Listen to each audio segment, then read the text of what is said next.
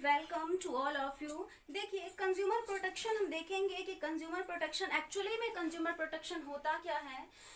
बात करें 1986 के पहले की, तो उस टाइम पीरियड पर कंज्यूमर्स के लिए इतना कोई भी खास भी ऐसा कोई अधिनियम नहीं बनाया गया था, कोई ऐसा एक्ट नहीं बनाया गया था। 1986 में कंज्यूमर प्रोटेक्शन एक्ट आया, जिसका नाम रखा गया कंज्यूमर प्रोटेक्शन 1986। और इस 1986 में कंज्यूमर्स के लिए एक बहुत बड़ी उपलब्धि हो गई और कंज्यूमर्स के कुछ राइट्स बताए गए, कुछ पावर्स बताए गए, जिसमें कंज्यूमर उपभोक्ता अपने अधिकारों का यूज कर सकता है प्रोडक्ट के मामले में, गुड्स के मामले में, सर्विसेज के मामले में। और एक तरीके से जो मार्केट है, जो विपणन है, जो बाजार फैला हुआ है, वो कहीं ना कहीं क्रेता प्रधान हो गया। ठीक है, तो देखिए, कंज्यूमर प्रोटेक्शन एक्ट आया हुआ था 1986 में आया हुआ था। उसमें उपभोक्ताओं के 6 अधिकार बताए गए हैं, 6 राइट्स बताए गए हैं। और इन अधिकारों के कारण ही कहीं ना कहीं आज का जो मार्केट है वो क्रेता प्रधान हो चुका है और मार्केट काफी डेवलप हो चुका है। तो इन अधिकारों को पढ़ने से पहले मैं आपको सबसे पहले ये बता दूं कि कंज्यूमर, कौन सा व्यक्ति कंज्यूमर कहलाता है। तो इसके लिए देखिए, यहाँ पे लिखा हुआ है, मैंने बताया है यहाँ पे, manufacturer, products, producer, retailers, finally consumer. तो कंज्यूमर को समझने से पहले ये जान लेना सही होगा कि मैन्युफैक्चरर कौन से बंदे होते हैं, प्रोड्यूसर कौन से बंदे होते हैं, रिटेलर कौन से बंदे होते हैं। तो ज्यादा नहीं, हल्के कम शब्दों में मैं इसे बता दूं यहाँ पे आपको। मैन्युफैक्चरर वह बंदा, वह व्यक्ति होता है जो किसी भी प्रोडक्ट को मैन्युफैक्चर करता है, उत्पादित करता है। वह बंदा क्या कहलाता है? मैन्युफैक्चरर्स कहलाता है। प्रोड्यूसर कहलाता है जो किसी प्रोडक्ट, गुड्स, सर्विसेज को प्रोड्यूस करता है, उसे हम क्या बोलते हैं? प्रोड्यूसर बोलते हैं। फिर बात आती है रिटेलर की। तो रिटेलर कौन सा बंदा होता है? रिटेलर फाइनली कंज्यूमर और ये जो आपके मैन्युफैक्चरर्स होते हैं, इनके बीच की कड़ी होती है, इसे रिटेलर्स बोला जाता है। रिटेलर्स मैन्युफैक्चरर से, प्रोड्यूसर से गुड्स और सर्विसेज परचेज करते हैं। किस पर्पज के लिए परचेज करते हैं? तो फाइनली उसे रीसेल करने के लिए जो ये प्रोडक्ट होता है यहाँ से परचेज करते हैं और इसका कंज्यूम नहीं करते हैं। ठीक है, जो रिटेलर्स होते हैं वो प्रोडक्ट को कंज्यूम नहीं करते हैं। ठीक है, बात करें कंज्यूमर की, तो कंज्यूमर वह व्यक्ति होता है जो फाइनली प्रोडक्ट को कंज्यूम करता है, उपभोग करता है। वह व्यक्ति क्या कहलाता है? कंज्यूमर कहलाता है। तो यहाँ पे जो अधिकार बताए गए हैं, राइट्स बताए गए हैं, वो किसके बताए गए हैं? कंज्यूमर के राइट्स बताए गए हैं। ठीक है, यहाँ पे रिटेलर्स और मैन्युफैक्चरर्स के राइट्स नहीं बता रही हूँ मैं। ठीक है, तो देखिए, जब हमारे पास कंज्यूमर प्रोटेक्शन एक्ट 1986 आया तो उसमें कुछ अधिकार बताए गए। पहला क्या बताया गया आपको? सुरक्षा का अधिकार। तो सुरक्षा का अधिकार से मतलब क्या है कि जब भी कोई कंज्यूमर कोई भी प्रोडक्ट परचेस करता है, गुड्स परचेस करता है, सर्विसेज परचेस करता है। तो जब यहाँ पे गुड्स और सर्विसेज की बात कर रही हूँ तो मैं आपको ये बता दूं, गुड्स क्या होते हैं? गुड्स नॉर्मली वही आप जिन्हें आप फील कर सकते हो, टच कर सकते हो, है ना, वो गुड्स कहलाते हैं। और इस प्रकार के प्रोडक्ट में, उपभोक्ताओं में सर्विसेज भी इंक्लूड होती हैं। जस्ट लाइक कोई भी आपकी ऐसी सर्विसेज हो गई, डॉक्टर की सर्विसेज हो गई, बहुत सारी सर्विसेज आती हैं। तो वो दोनों चीजें यहाँ पर समाहित है, इंक्लूड है कंज्यूमर प्रोटेक्शन एक्ट में। तो सुरक्षा के अधिकार में ये बताया गया है कि सुरक्षा का अधिकार क्या होता है कि कंज्यूमर को गुड्स और सर्विसेज की जितनी भी सुरक्षाएं हैं उसके बारे में ये अधिकार दिया जाता है कंज्यूमर प्रोटेक्शन एक्ट में, कि वो प्रोडक्ट से रिलेटेड जितने भी प्रोडक्ट्स हैं, जितने भी गुड्स हैं, सर्विसेज हैं, उनसे रिलेटेड जितनी भी बातें हैं, वो तमाम बातों की जानकारी उनको होनी चाहिए। ये उनका मूल अधिकार है। वो कोई भी बंदा, कोई भी मैन्युफैक्चरर, कोई भी रिटेलर कंज्यूमर को ऐसे प्रोडक्ट नहीं बेच सकता जो कि उसके एक तरीके से जीवन के लिए, उसकी लाइफ के लिए और सोसाइटी के लिए हार्मफुल हो। ये इसका मूल अधिकार है, ये कंज्यूमर का मूल अधिकार है। कहाँ बताया गया है? कंज्यूमर प्रोटेक्शन एक्ट 1986 में। दूसरा क्या बता रहा है आपको? सूचना का अधिकार। तो सूचना का अधिकार क्या होता है?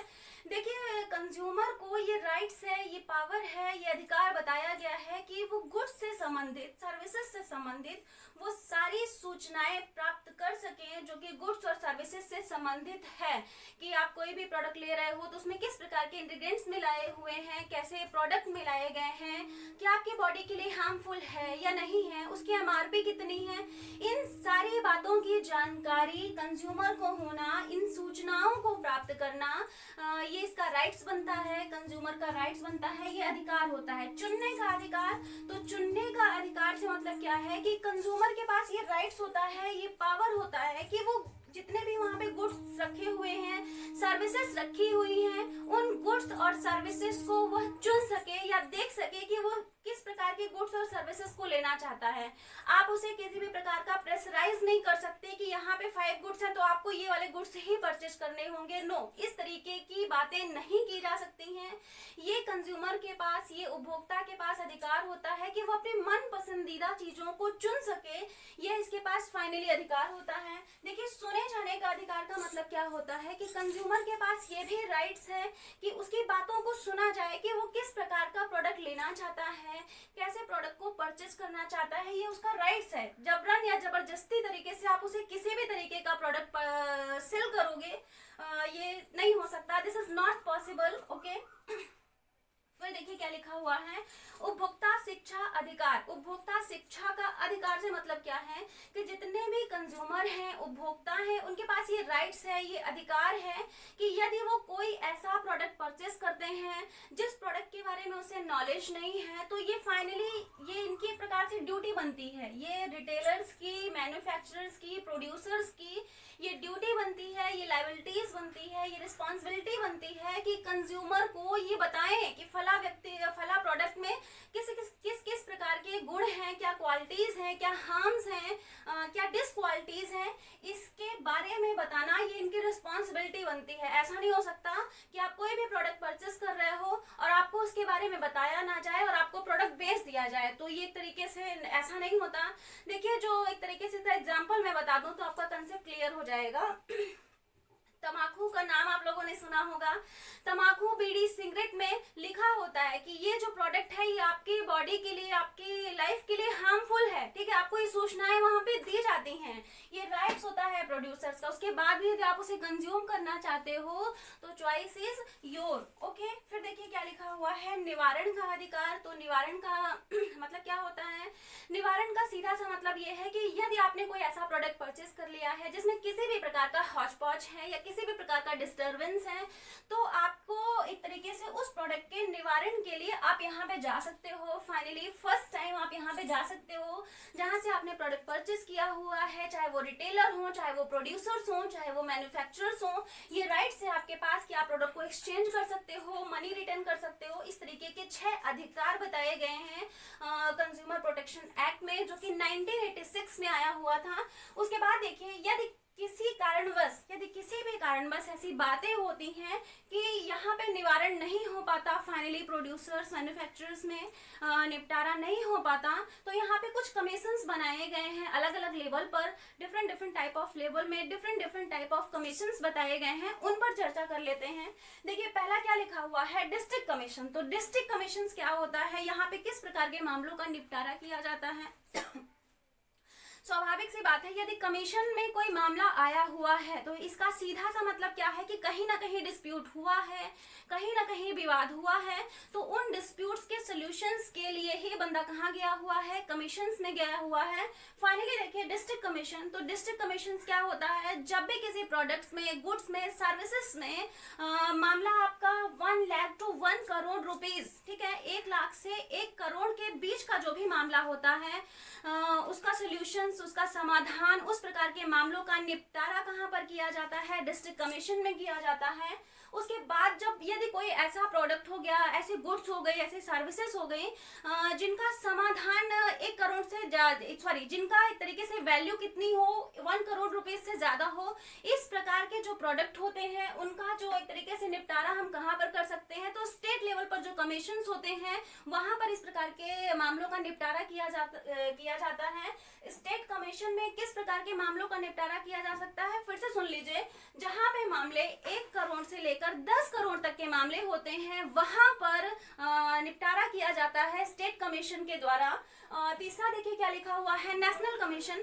जब मामला, ठीक है, जब मामला गुड्स और सर्विसेज का मामला 10 करोड़ से ज्यादा हो जाए, ठीक है, जब मामला आपका 10 करोड़ रुपए से ज्यादा हो जाए, तब मामला कहाँ पर जाता है, नेशनल कमीशंस में ये मामला जाता है। तो यहाँ पे देखिए लिखा हुआ है कि नेशनल कमीशंस में जो मामले आते हैं वो 10 करोड़ रुपए से शुरू होते हैं।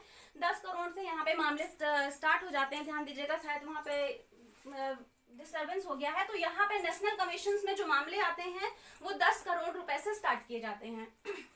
यहाँ पे बताया क्या जाता है, जो ये कमीशंस होते हैं ये फाइनली आपको बताते हैं कि यदि आप सही कंज्यूमर्स हो, आपके अधिकारों का हनन हुआ है या फिर आपको हार्म पहुंचाया गया है, तो जो भी एक तरीके से निपटारा किया जाता है वो कंज्यूमर के पक्ष में किया जाता है। ठीक है, तो इस तरीके के जो मामले होते हैं उनमें फाइनली बातें क्या निकल कर सामने आती हैं कि जो भी प्रोडक्ट आपने बनाया है या तो रिटेलर, मैन्युफैक्चरर, जिस बंदे से आपने परचेज किया है उस प्रोडक्ट को एक्सचेंज कर ले, पहली बात। दूसरी बात क्या होती है, या फिर आप उस प्रोडक्ट को एक्सचेंज नहीं कर सकते, कोई भी टर्म एंड कंडीशन हो सकती है, तो आपको क्या करना होगा कि मनी रिटर्न करना होगा। ध्यान रहे ये बातें तभी सामने आ सकती हैं जब आप जो भी कंज्यूमर प्रोडक्ट परचेस कर रहे हो तो आपकी स्लिप्स हो, आपके जो भी अधिकार हैं उनके पास उसके लिए आपके पास एक प्रूफ होना चाहिए। ऐसे यूं ही आप जाके 420 नहीं कर सकते। तो ये बातें आप ध्यान रखिएगा। देखिए यहाँ पे और भी ज्यादा सुविधाएं, सर्विसेज गवर्नमेंट के थ्रू प्रोवाइड कराई गई है। टोल फ्री नंबर है जो कि आप नेट में जाके सर्च कर सकते हैं, जिससे आपका निपटारा हो सके। यदि आप SMS के थ्रू अपने मामले को पहुंचाना चाहते हैं इन कमीशंस में, तो यहाँ पे मैंने लिख दिया है। वो नंबर क्या है, 8130009809। और देखिए वेबसाइट्स भी है इन कमीशंस तक अपनी शिकायत को, कंप्लेन को पहुंचाने के लिए एक वेबसाइट्स भी बताई गई है। और वो वेबसाइट्स क्या है, gama.gov.in। ठीक है, मोबाइल ऐप है। तो मोबाइल ऐप क्या है, मोबाइल आजकल सभी चलाते हैं, हर बंदा मोबाइल चलाता है, तो कहीं ना कहीं ये यूजफुल है। तो देखिए ये मोबाइल ऐप क्या है, उमंग ऐप। आई होप आपका जो भी डाउट्स होगा कंज्यूमर प्रोटेक्शन एक्ट में वो क्लियर हो गया होगा। इसलिए उपभोक्ता जागे, अपने अधिकारों को समझें और फाइनली ऐसे प्रोडक्ट को यूज करें जो आपके लिए यूजेबल हो, जिसकी यूटिलिटी हो। चलिए मिलते हैं नेक्स्ट वीडियो में, तब तक के लिए टेक केयर, बाय बाय।